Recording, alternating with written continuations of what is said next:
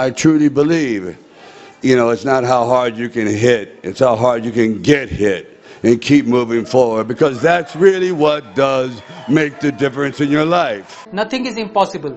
The word itself says, I am possible.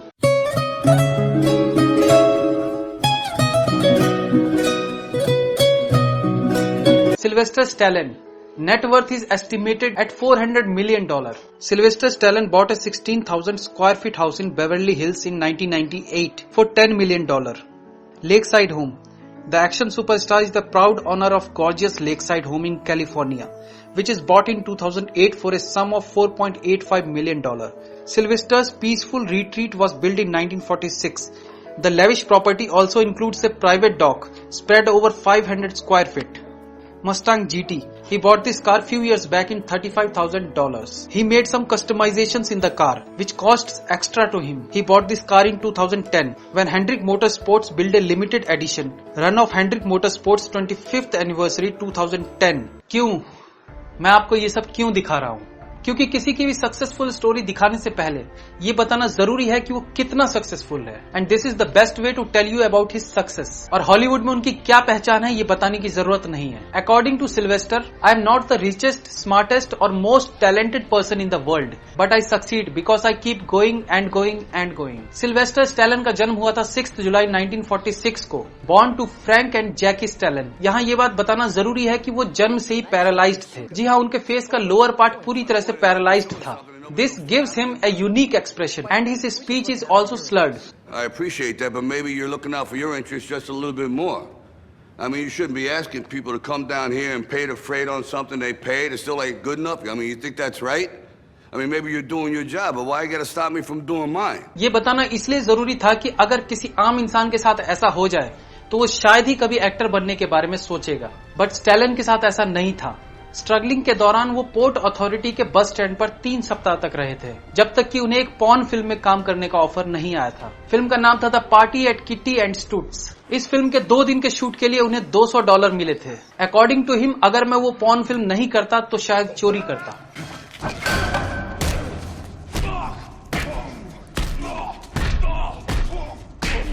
शायद आपको अजीब लगे, लेकिन इन्होंने न्यूयॉर्क के एक चिड़ियाघर में पिंजरा साफ करने का भी काम किया था। इसके अलावा हेयर ड्रेसर का काम भी किया, जो उनका फैमिली वर्क था। फिर एक वक्त ऐसा भी आया जब वो बेघर तो नहीं हुए, लेकिन बेघर होने की कगार पर जरूर आ गए थे।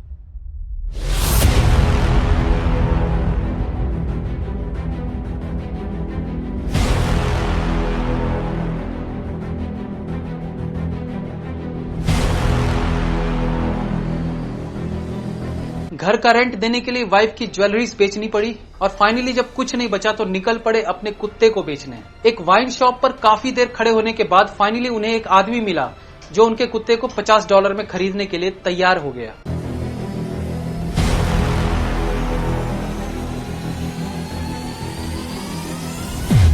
ये उनके लिए बहुत ही इमोशनल घड़ी थी, क्योंकि वो कुत्ता उन्हें बहुत प्यारा था। उनका कहना था कि कुत्ते को बेचने के बाद पूरी रात वो रोते रहे। इसके 2 वीक के बाद उन्होंने एक बॉक्सिंग फाइट देखी मोहम्मद अली और जर्नीमैन बॉक्सर चुक वेपनर के बीच। ये वो फाइट थी जिसने सिल्वेस्टर को इंस्पायर किया स्क्रिप्ट लिखने के लिए। रिपोर्ट की माने तो 20 घंटे लगातार काम करके 3 दिन में उन्होंने वो स्क्रिप्ट पूरी कर दी। स्क्रिप्ट का नाम था रॉकी, जिसे उनकी वाइफ ने टाइप किया था। I wrote it quickly. I write quickly. 3.5 days. 3.5 days. जब स्टूडियोज में वो स्क्रिप्ट लेके जाते थे तो उन्हें बहुत ही पॉजिटिव रेस्पॉन्स मिलता था। Finally, a studio was ready to pay $125,000 for the script. लेकिन सिल्वेस्टर चाहते थे कि इस फिल्म का लीड रोल वो खुद करें, बट स्टूडियो इस बात के लिए तैयार नहीं था और सिल्वेस्टर ने वो ऑफर ठुकरा दिया।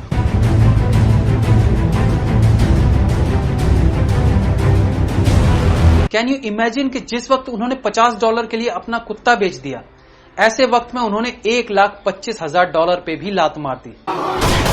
इसके बाद भी उन्हें $3,50,000 तक के ऑफर्स मिले, बट लीड रोल किसी और को देने की बात पर वो सारे ऑफर ठुकराते गए।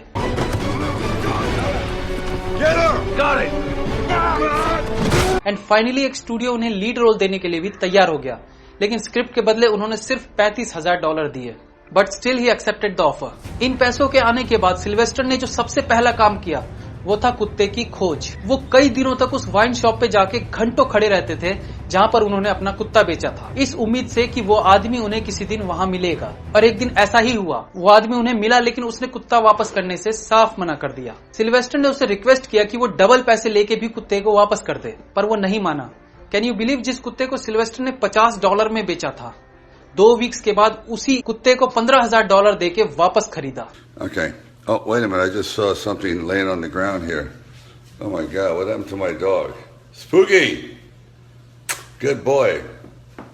This is what I call alert. Obviously, the film went on to become an incredible success. Stallone was nominated for Best Actor for this film. It was entered into the American National Film Registry, was nominated for 10 Academy Awards. The films nominated for the Academy Award this year are... And won Best Actor, Best Direction and Best Editing. And the winner is... Rocky, Irwin Winkler and Robert Chardoff, producers.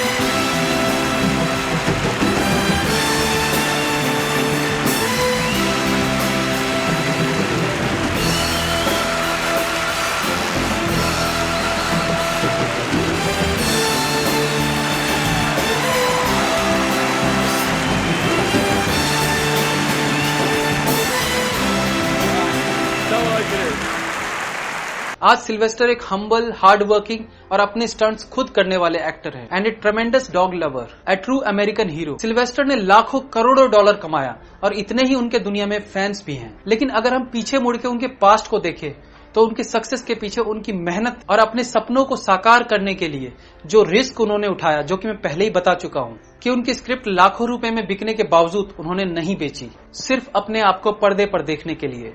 Imagine कीजिए कि अगर उस वक्त वो अपनी script बेच देते बिना लीड रोल किए हुए, तो क्या आज वो उस मकाम पर होते जिस पर आज वो हैं? शायद नहीं। That's why we call him real hero, जिसने अपने पैशन को पैसों से ऊपर रखा और सक्सेसफुल भी हुए। That's all for today, friends. Please like, comment, share and subscribe the channel if you like the video. Please like me on Facebook. Links are given in the description. Be safe, have fun. मिलते हैं अगली बार फिर किसी नए episode के साथ। तब तक के लिए